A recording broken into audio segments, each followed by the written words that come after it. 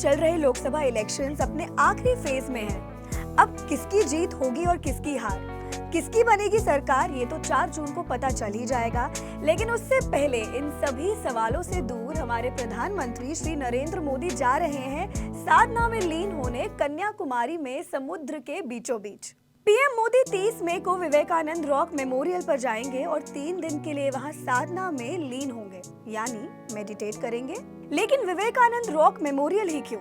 क्या खास है इस चट्टान में ऐसा, और कितना खास है इसका इतिहास, जानते हैं इस वीडियो में। हेलो एवरीवन, मैं हूं नवमी और आप देख रहे हैं अनकट। 30 मई के दिन अपने चुनाव प्रचार और सारी जिम्मेदारियों को पूरा करने के बाद प्रधानमंत्री नरेंद्र मोदी कन्याकुमारी जाने वाले हैं। वे 3 दिन तक वहीं रुकेंगे और विवेकानंद रॉक मेमोरियल पर बने ध्यान मंडपम में मेडिटेट करेंगे। अगर आप नहीं जानते तो आपको बता दूं, ध्यान मंडपम वही जगह है जहां करीब 130 साल पहले स्वामी विवेकानंद ने ध्यान लगाया था। कहा जाता है कि ईयर 1893 में शिकागो में धर्म सम्मेलन में जाने से पहले स्वामी विवेकानंद ने यहीं पर ईयर 1892 में 25, 26 और 27 दिसंबर यानी लगातार 3 दिनों तक साधना की थी। ऐसा कहते हैं कि स्वामी विवेकानंद को यहीं पर ज्ञान मिला था। उन्हें इसी जगह पर पता चला था कि जीवन का असली मूल्य क्या है।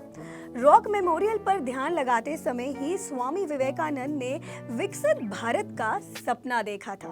और सिर्फ इतना ही नहीं, कई मान्यताओं के मुताबिक ऐसा भी कहा जाता है कि देवी पार्वती ने भी इसी जगह पर भगवान शिव के लिए उपासना की थी। इस जगह का एक और भी महत्व है और वो ये है कि यहीं पर बे ऑफ बंगाल, अरेबियन सी और इंडियन ओशन का मिलन भी होता है। और यही कारण है कि ये एक बहुत ही पॉपुलर टूरिस्ट डेस्टिनेशन भी है जहां बड़ी तादाद में लोग आते रहते हैं। विवेकानंद रॉक मेमोरियल में बने ध्यान मंडपम में 6 कमरे हैं और यहाँ लोग अक्सर मेडिटेशन के लिए आते हैं। चलिए अब जानते हैं कि ये विवेकानंद रॉक मेमोरियल आखिर बना कैसे। 1960s तक यहाँ सिर्फ शिला ही हुआ करती थी, यानी सिर्फ वो रॉक हुआ करता था। लेकिन ईयर 1963 में जब स्वामी विवेकानंद की जन्म शताब्दी मनाई जा रही थी, उस समय ही कन्याकुमारी के कुछ लोकल लोगों ने इस रॉक के पास एक मेमोरियल बनाने का प्रस्ताव रखा। हालांकि उस समय इसको लेकर उन्हें कोई सफलता तो नहीं मिली, लेकिन जब ये बात उन्होंने आरएसएस के उस समय के सरसंघचालक माधवराव सदाशिवराव गोलवलकर को बताई, तो गोलवलकर ने आरएसएस के प्रचारक एकनाथ रानाडे को इसके निर्माण का जिम्मा सौंपा। एकनाथ रानाडे ने अपनी book story of Vivekananda rock memorial में लिखा है कि उस समय तमिलनाडु में कांग्रेस की सरकार थी और जब उन्होंने सरकार से मेमोरियल के निर्माण के लिए मदद मांगी तो सरकार ने साफ मना कर दिया था। लेकिन उन्होंने इसके बाद भी हार नहीं मानी और वह इसके लिए दिल्ली चले गए और लाल बहादुर शास्त्री से मिले।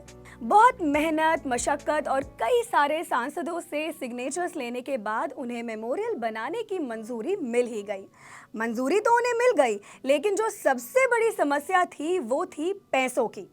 और फिर एकनाथ रानाडे ने इसके लिए चंदा इकट्ठा करने का मन बना लिया। जम्मू कश्मीर के सीएम शेख अब्दुल्ला से लेकर नागालैंड के सीएम होकिशे सेमा ने उनकी मदद की। विवेकानंद केंद्र के मुताबिक मेमोरियल के निर्माण के लिए सभी राज्य सरकारों ने लगभग 1-1 लाख का दान दिया था और सिर्फ सरकारों ने ही नहीं, आम लोगों ने भी इसके लिए चंदा दिया था। बताया जाता है कि विवेकानंद रॉक मेमोरियल के लिए लगभग 30 लाख लोगों ने चंदा दिया था और 2 सितंबर 1970 के दिन भारत के तब के राष्ट्रपति वीवी गिरी ने इसका उद्घाटन किया। इस मेमोरियल को बनाने में लगभग 6 साल लगे थे और कहा जाता है कि इसको बनाने में लगभग 650 मजदूरों ने काम किया और 1970 में ये बनकर तैयार हो गया। स्वामी विवेकानंद की शिक्षाओं को फैलाने के लिए एकनाथ रानाडे ने 7 जनवरी 1972 को विवेकानंद केंद्र नाम की एक ऑर्गेनाइजेशन की भी स्थापना की, जो मेमोरियल के बगल में ही है और आज देश भर से और बाहर के देशों से भी लोग यहाँ घूमने जरूर आते हैं। और अब पीएम मोदी भी अपनी ध्यान साधना के लिए यहाँ जाने वाले हैं।